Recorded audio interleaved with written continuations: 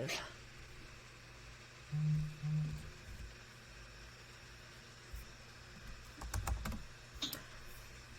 Hey everyone, we have Doe here from Terra. He's the CEO, and he'll be doing a talk on why use IBC, and I'll let him take it from here.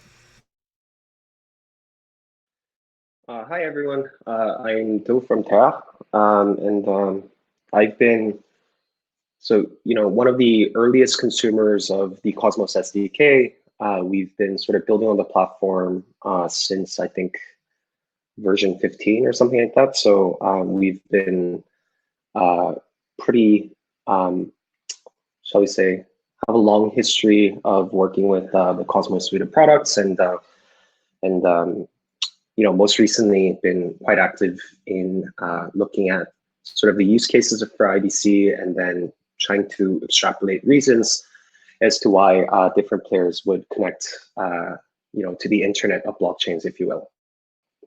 So the main objective of this talk is to look at what are some of the arguments for using IBC if you are a project that is already working with the Cosmos SDK, or maybe even outside of the ecosystem, and then sort of debunk some of the bad arguments as to why you should do it, and then sort of highlight some of the good reasons for doing this. So to sort of review the Cosmos ethos, and including different projects like Polkadot, so the interchain projects, if you will, the ethos is that blockchains need to be sovereign but interconnected. So the main argument is that Ethereum's sufficiently general application framework is not great if you are looking to create a blockchain that observes, the set of rules, fee structures and things like that, that is ideally suited to your use case. So sovereignty is one of the key arguments as to why there needs to be several different blockchains.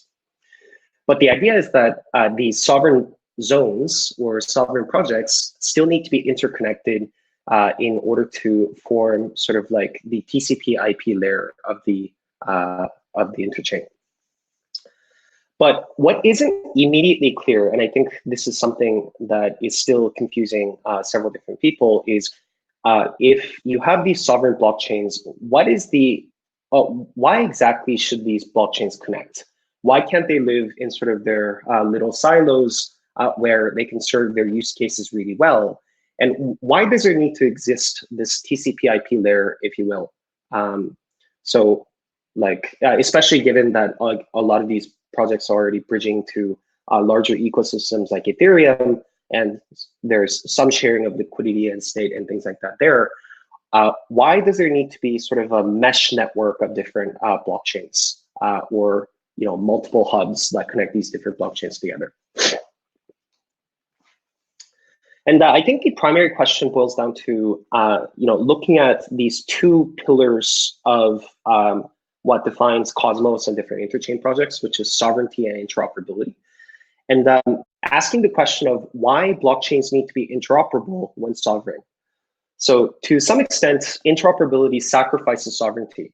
So the more and more, so the easy way to think about this is that the more and more a chain's assets migrate from the origin chain to other connected chains, the less and less the governance and the rule sets of the originating chain matters. Because for instance, like if you had a zone and then a zone A, and then 70 to 80% of all its assets were migrated to, let's say, chain B, then in that case, the rules that are governing chain B matters a lot more than the rules that are governing chain A. If it's the opposite case, where most of the assets are on chain A, and then there's a very small amount of assets that are in chain B, then it sort of begs the question of why did the interoperability need to exist in the first place? And it turns out there are pretty good reasons and pretty good trade-offs to be making these choices. So I'll be explaining some of the good reasons for Cosmos chains to connect to each other, and some bad reasons.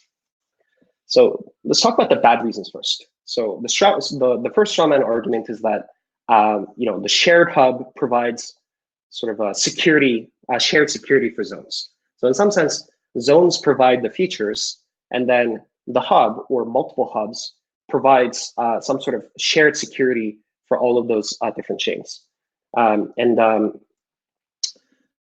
So as discussed previously, I don't think this is an argument that works really well because shared security is only valuable when a significant amount of assets are on the hub that provides superior security. And sovereignty, on the other hand, is only valuable when most of the assets are on the zone. And then sort of shared security breaks the sovereignty value proposition. The second shaman argument, and this one is quite compelling, is that using IBC and then connecting chains together allows sharing of infrastructure and ease of integrations. The idea here is that it's pretty much similar to what's happening with Ethereum, right? So, for example, if you're approaching an exchange or speaking to a wallet provider, if your project has an ERC20 version of the tokens, then it's extremely easy to get integrated. Whereas if your own sort of bespoke blockchain, then sort of the service provider had to do all the hard work to do the integration, then it could take a lot longer and then cost a lot more in terms of the integrations rather than enabling something that is already integrated. So the problem here is that if we are looking at things from this perspective, then it just becomes super easier just to build the ERC20 integration or to build the project on Ethereum to begin with. Because at this point, Ethereum has sort of an insurmountable lead in terms of how many service provider to which it is already connected. Whereas I think for some of the newer projects that are coming out like Cosmos and Polkadot, that level of integration isn't quite there yet. So if we buy into the argument that we should think about ease of integrations as like a major upsell when choosing how to design your infrastructure, then I think the interoperability argument is a little bit weaker than let's just build something on Ethereum kind of argument. And further, given that it's not that important to get integrated into sort of the long tail of service providers, there's just a few that generally make sense in order to have your blockchain have good liquidity and good user experience. So it's not cost prohibitive to sort of target sort of the top players and sort of let the long tail sit over a longer period of time. So probably this is important, but not, shall we say, case breaking. Argument number 3 is this idea of shared usership and features. So it's basically the platform argument. And the idea is that the connecting to, let's say, an internet or blockchains enable access to shared liquidity and usership. So for example, if Thorchain is connected to the Cosmos Hub, and then different projects like Kava, Terra, IOV, and Protocol are connected to the Cosmos Hub, you sort of enable network effects that come from shared liquidity. So for example, like if Terra created its own clearinghouse or DEX on top of its platform instead of connecting to the shared ecosystem, liquidity is going to be far worse. And then same for usership, because there's already a lot of people that are familiar with the Cosmos ecosystem through applications like Looney and other things like that. The education costs go up if you are sort of playing in your own siloed ecosystem instead of connecting to the wider one. So this is valid, but it only works in use cases like, for example, like a DEX or some other use cases like that, where the features or the modules themselves has network defensibility. So otherwise, open source features can easily be copied and ported over. So for example, like privacy features that sit on a zone, I don't think that's very defensible because it's trivial to copy everything given that it's open source and then put it over to a different ecosystem. If you had network defensibility in things like usership or cost prohibitive education barriers, then I think it can make sense. But I think the richness of the platform in and of itself is not a good reason to connect to a wider ecosystem. Okay, so now that we've discussed some of the bad reasons, what is sort of the core good reason as to why you should use IBC and then connect to different systems. And I think the key lies in the allowing the composition of modules with network effects. And in the previous slide, I touched upon this briefly, But there's some pretty good examples of where modules have network effects such that it makes sense to connect to modules or zones with existing liquidity, existing usership and engagement, instead of building everything from scratch. So like example one, which is I think a really good example of how sort of every zone in the Cosmos ecosystem should connect to is IOV. So IOV, for people that are not aware of the project, is a project that allows name services to be created on Cosmos. So it's very similar to ENS in the Ethereum system. So basically, the idea is that you can sort of purchase like your own address that is human readable from IOV. So it's called star name, and then you can sort of assign that to your Interchain address or Cosmos address or things like that. And then so it becomes really much easier to interact with different applications and user wallet addresses than it would have been otherwise with a much more involved and complex name. So for that, like it makes sense so with something like with IOV, it has very strong network effects, as DNS has already proven in the Web 2.0 ecosystem. So it gets very confusing if there's 30 different Cosmos projects and then they all have their own name service, because in that case, like the names are going to keep clashing. And then if you imagine a world where, let's say, like browsers natively supports Cosmos naming addresses, then it makes perfect sense to have schemes whereby there's sort of one central repository that everybody could adhere to, instead of thinking about 30 different protocols for name services in this. A second good example, I think, are oracles, and there's a few in the Cosmos ecosystem that stand out. The first being Band Protocol, recent launch, and MicroTick by Shapeshift. So for oracles, it's technically possible to set up a price feed of anything by anyone, but it's generally a good idea to have strong network effects in oracles, because like if you have like a centralized price feed, then both the resolution and the reliability of that oracle can be put to question, right? So the more people that you have submitting their opinions of what the prices are for various assets, and doing this at a high resolution, the more accurate or more reliable that your services would be. So I think in terms of oracles, like network effects are pretty strong. So for us, we do have sort of a sovereign layer one oracle on the Terra blockchain, whereas validators on Terra are submitting prices for various types of stablecoins that we have. But on the application layer, for one of our newer projects called Mirror Protocol, we've started to collaborate with Band in sort of a semi-centralized way to be able to get access to their oracle sources in a much more reliable fashion. And right now, it's a little bit janky because we don't have a bridge. So there's some centralized party there, which is Band, that's submitting prices into a contract on top of Terra.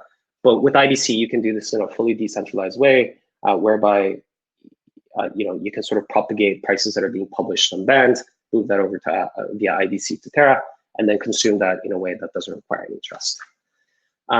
Third example is DEXs. Pretty good reasons why you should have shared liquidity on an exchange. It's sort of value fragmenting to have multiple different DEXs that don't share liquidity across different platforms. But I think for this side, it's a little bit more complicated, given Ethereum in and of itself is like a pretty good clearinghouse. There's challenges from centralized exchanges and things like that.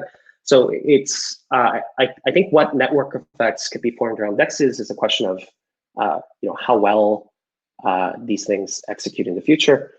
But from a pure philosophical standpoint, I think it's a really good idea to have a DEX and then various different projects connect to each other, such that price discovery and liquidity can form over one or two of these systems rather than many. There's some pretty bad examples that have been proposed to connect projects over systems like IBC and XCMP. Purely from my personal opinion standpoint, but so probably shouldn't go there. Okay, Yeah, so the last part of my presentation is what are some of the ways that we can encourage this useful interoperability.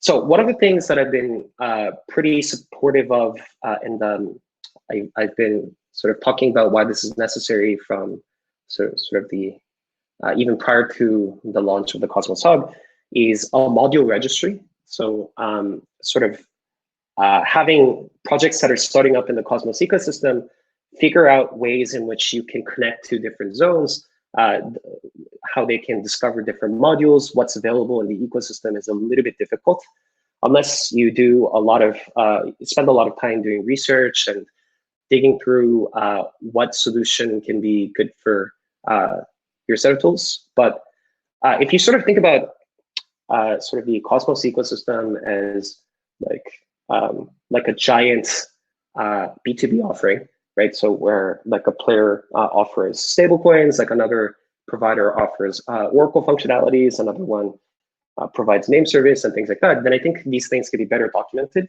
And then highlighting the success cases of how to integrate with this, what are some of the different players' paths by using this Oracle instead of standing up their own, and things like that. I think that can be much better highlighted and documented for discovery purposes than the way that it stands today. Because right now it gets a little bit confusing for somebody that's coming into the ecosystem to make a decision as to whether they want to fork the system, build something on their own, or integrate with the system that already exists, and if they're choosing to integrate, how to do so. But I think Atlas Module Registry is a really strong start, and we look forward to discovery tools and analytics dashboards and sales use cases developing in the future after Starport ships. Okay, yeah, that's it for me. It's Do from Terra. We have a community Discord if you want to chat further. But yeah, thanks for coming on board. I'm open to questions.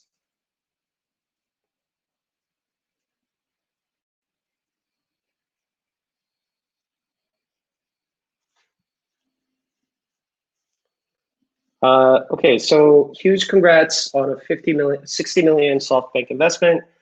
Phenomenal job with Mirror, multi-chain launch. How do you see SoftBank helping scale Chai to compete with big players as Alipay, for example? Well, so I mean, I don't think Chai is very competitive with Alipay.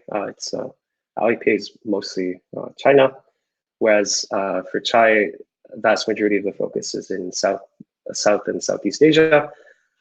So I think really where investors like SoftBank can add value is by helping to cross-sell Chai and iMport's solutions to their existing portfolio of e-commerce companies and offline merchants. And they have many of those, so that's helpful. It's actually, the Series B was $70 million. It was an error on the part of TechCrunch. So cumulative funding to date, 88 million for Chai.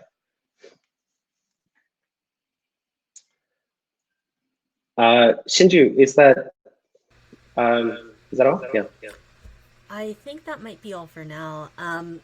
We can take a short break before our next session, unless you have any closing thoughts or anything. No, all good. Thanks for coming on, everyone. Yeah, no problem. Thanks, Do. This is great.